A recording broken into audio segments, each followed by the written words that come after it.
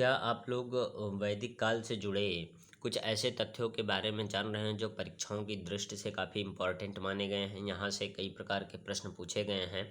बहरहाल इस वैदिक काल से रिलेटेड मैंने इसकी पूरी एक सीरीज बनाई हुई है जो चैनल पे अपलोड है।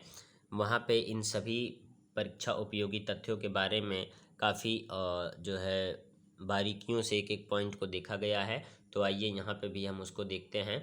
जो इम्पॉर्टेंट रहे हैं सभी वीडियो के सार को हमने एक में ही ऐड कर दिया है। जैसे ऋग्वेद जो माना गया, ये सबसे प्राचीन वेद माना गया है। इसमें 10 मंडल और 1028 सूक्त और 10,552 मंत्र देखने के लिए मिले। यहाँ से सर्वाधिक क्वेश्चन बनते हैं परीक्षाओं में। आगे अगर हम देखें तो यहाँ पे वेदों की जो संख्या हमको देखने के लिए मिली वो हमको 4 देखने के लिए मिली है, जो कि ऋग्वेद, यजुर्वेद, सामवेद और अथर्ववेद के रूप में हम देख सकते हैं। इनका क्रम जरूरी है, हम इनको क्रम से ही याद करेंगे, ऐसा नहीं कि आगे पीछे। आगे यहाँ पे हम देखते हैं कि ऋग्वेद जो रहा है उसमें इंद्र को सर्वाधिक स्तुतियाँ प्राप्त हैं, यानी सर्वाधिक इंद्रदेव जो रहे हैं ऋग्वेद के अंदर उनको सबसे अधिक स्तुतियाँ प्रदान की गई हैं, सबसे अधिक चर्चाएँ ऋग्वेद में उनकी मिलती हैं। जैसे लगभग 250 सूक्त उनको समर्पित की गई है इसमें। आगे अगर हम यहाँ पे देखें कि जो हमारा यजुर्वेद रहा, यजुर्वेद को 2 भागों में किया गया, एक शुक्ल और एक कृष्ण में किया गया।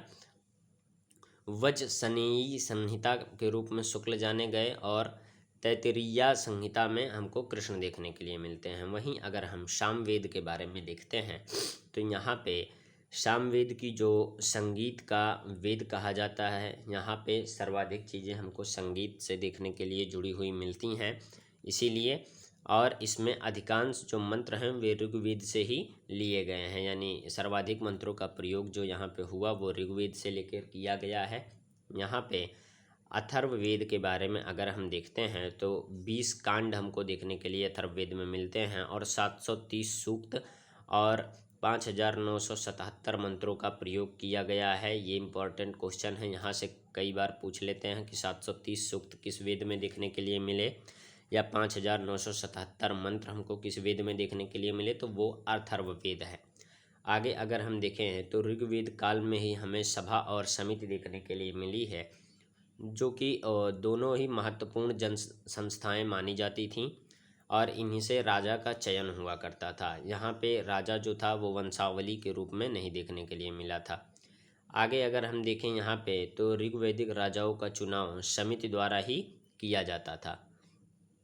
उसी प्रकार राजा का जो स्थान रहा है, राजा का पद जो रहा है वो वंशानुगत होता था, परंतु उस पर जनता का नियंत्रण माना जाता था। ऐसा मान सकते हैं कि वंशानुगत भी हमको बाद में देखने के लिए मिला, लेकिन उसमें जनता का नियंत्रण माना जा गया। आगे यहाँ पे देखें कि वैदिक समाज में पुरोहितों को सर्वाधिक सम्मान प्राप्त था, यानी जो पुरोहित थे उनको उच्च सम्मान प्राप्त था। ये राजा के प्रमुख सलाहकार भी माने जाते थे। फिर आगे अगर हम यहाँ पे देखें कि वैदिक काल की जो आर्थिक गतिविधियों का मुख्य आधार था वो पशुपालन और कृषि हमको देखने के लिए मिलता है। यहाँ के लोग कृषि से जुड़े हुए थे और कृषि से ही अपनी आजीविका का जीवन यापन किया करते थे। अगला पॉइंट हमारा कहता है कि गाय जो हमको देखने के लिए मिलती हैं वे मतलब गाय का यहाँ पे जो प्रयोग था जिसे मारा ना जाए, यानी इनका भी स्थान काफ़ी उत्तम देखने के लिए हमको मिलता है। गायों से इनकी पहचान मानी जाती थी कि सर्वाधिक गाय इनके शुभ संकेत दिया करते थे कि जितनी अधिक गाय होती थी वो राजा काफ़ी उत्तम शासक माना जाता था।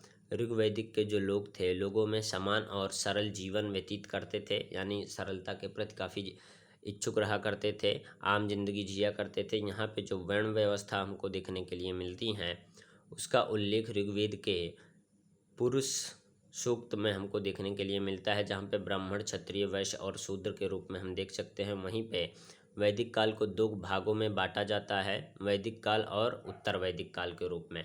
हमने वीडियो की क्लिप बनाई है जहाँ पे वैदिक काल, उत्तर वैदिक काल की चीज़ों को हमने देखा है, तो वहाँ से आप देख सकते हैं। आगे ऋग्वैदिक काल जो है वो लगभग 1500 ईस्वी पूर्व से 1000 ईस्वी पूर्व तक माना गया था। उत्तर वैदिक काल जो रहा 1000 ईस्वी पूर्व से 600 ईस्वी पूर्व तक माना गया। और इसी प्रकार यहाँ पे वैदिक काल संहिता में भी हम देखते हैं कि यहाँ ब्राह्मण, आरण्यक और उपनिषद देखने के लिए मिलते हैं। उपनिषदों को वेदांत भी कहा जाता है। और यहीं वैदिक काल में यज्ञ धार्मिक जीवन का केंद्र माना गया था।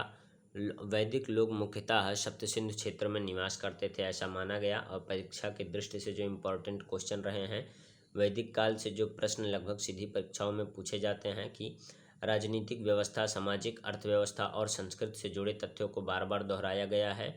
और यहाँ पे जो तथ्यात्मक प्रश्न हैं वो सीधे पूछे जाते रहे हैं। जिस प्रकार से हमने इसमें तथ्यों को दिया है, यहाँ से ऐसे डायरेक्ट क्वेश्चन पूछे जाते हैं। और आगे अगर हम इसमें देखते हैं कि वैदिक काल जो था इसका सारांश क्या कहता है। वैदिक काल भारतीय इतिहास की नींव है। इससे जुड़े तथ्य हर परीक्षाओं में पूछे गए हैं। और इसको जो हमने देखा इसको अच्छे से याद करेंगे, जो कि आपकी सफलताओं को सुनिश्चित करेगा। तो आज के लिए बस इतना ही। कल हम किसी नए सीरीज के साथ शुरुआत करेंगे, तो फिर हम वहाँ मिलते हैं। अगर वीडियो आपको पसंद आई हो तो स्टडी ब्लॉग चैनल को सब्सक्राइब करना ना भूलें और इस वीडियो पे लाइक कमेंट अवश्य करें।